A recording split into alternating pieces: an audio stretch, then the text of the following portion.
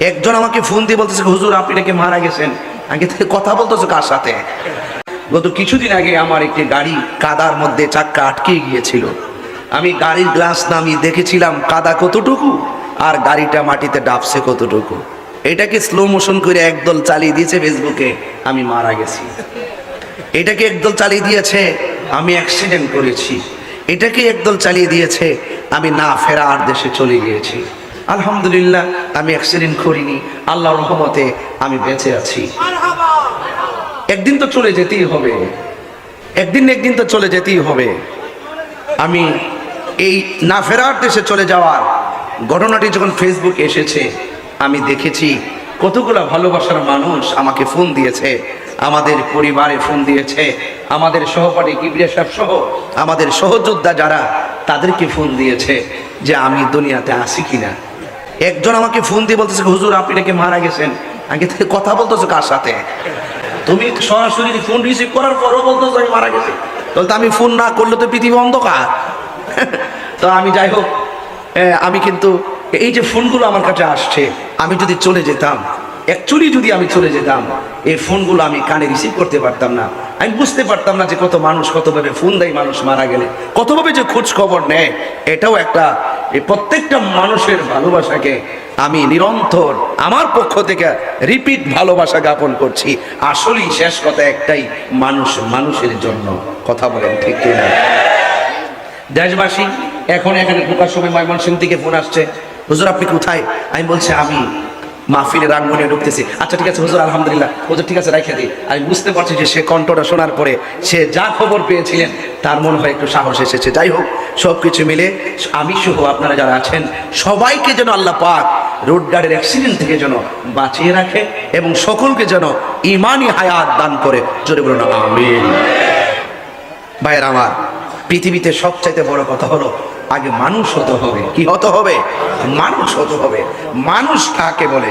ইমানের সাথে একতা, শৃঙ্খলা, ভ্রাতৃত্ব, মানবতা, মনুষ্যত্ববোধ জাগিয়ে তোলার মাধ্যমে মনের মানসিকতাকে যিনি নূর বানাতে সক্ষম তিনিই হলো মানুষ।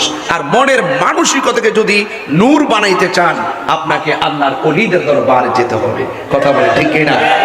মনের মানসিকতাকে যদি নূর করতে চান, মনকে অন্তরকে গড়ার যে কারিগর সেই আল্লাহর ওলিদের দরবারে যেতে হবে। ঠিক না বেঠিক?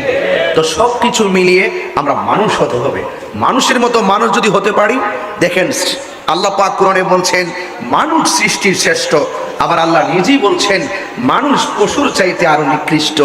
আবার আল্লাহ বলছেন কবরে আযাব, ভয়ঙ্কর আযাব। আরেকটা আয়াত হলো ইন্না বাতশা রাব্বিকা লাশাদীদ, নিশ্চয়ই আল্লাহর ধরা অনেক শক্ত। যদি আল্লাহর ধরা শক্ত হয়, আমরা যদি আল্লাহকে না মানি, কবরে যাওয়ার পরে কবর আযাব কিন্তু অবধারিত। আবার যদি আমরা মানুষের মতো মানুষ হতে পারি, ঈমানটা যদি ধারণ করতে পারি, আমলে সালেহ যদি করতে পারি, মারা যাওয়ার পরে কিছু কিছু প্রেমিক বান্দাদের গায়ের নিচে আল্লাহ পাক রব্বুল আলামিন জান্নাতের গালিচা বিছানোর ব্যবস্থা করে দিবেন। আবার এই ইমানদার মাটিতে শুয়ে তারা আরামে ঘুমিয়ে যাবে। আবার এদের চাইতে ক্লাস আরো উপরে আছে, কিছু কিছু মানুষ আছে আবার কবরে যাওয়ার পর তারা কবরে ঘুমাবে, কবরে নামাজ পড়বে, কবরে কোরআন তেলাওয়াত করবে, রুহানি ভাবে তারা ঘুরতে পারবে। আল্লাহ বলছেন ইনদা রাব্বিহিম ইউরযাকুন, আমি আল্লাহ তাদের জন্য জান্নাত থেকে খাবারও পাঠায়া দেয়। সুবহানাল্লাহ। তাহলে মানুষ তো সবাই, আমি তাহিরি বান্দাই রয়ে গেলাম, কিবরিয়া সাহেব বান্দাই রয়ে গেলেন, আপনারাও বান্দাই রয়ে গেলেন, কিন্তু আজকে আল্লামা গাজী শেরে বাংলা রহমতুল্লাহ আলাই তিনি বন্ধু হয়ে গেলেন। আর বান্দা যখন হয়ে কবরে যায়, বান্দা বান্দাকে ভুলে যায়। আর বান্দা যখন দুনিয়া থেকে যাওয়ার আগে আল্লাহকে রাজি করে বন্ধু হয়ে যায়, তাদেরকে কেউ ভোলে না। 750 বছর পরেও বাবা শাহজালালের নাম আছে না নাই? তাইলে বোঝা যায় দুনিয়াতে থাকা অবস্থায় আপনাকে বন্ধু হতে হবে। যদি বন্ধু হতে না পারেন, যদি এই দুইটা কোয়ালিটি নিজের মাঝে ধারণ করতে না পারেন, একটা হলো ঈমান আর একটা হলো নেক আমল, এই দুইটা কোয়ালিটি যদি নিজের মাঝে ধারণ করতে না পারি, তাইলে মনে রাখবেন তাহলে কি হবে? ইন্নাল ইনসানা লাফি খুসর, সমস্ত মানুষ ক্ষতিগ্রস্ত হবে। হ্যাঁ, ইল্লাল্লাযীনা আমানু ওয়া আমিলুস সালিহাত। যদি ঈমান ঠিক থাকে, যদি আমল সুন্দর থাকে, আপনি দুনিয়া থেকে যাওয়ার সময় ঘুমিয়ে ঘুমিয়ে আরামে আরামে রিল্যাক্স মোডে যাবেন, রিল্যাক্স মোডে ঘুমাবেন।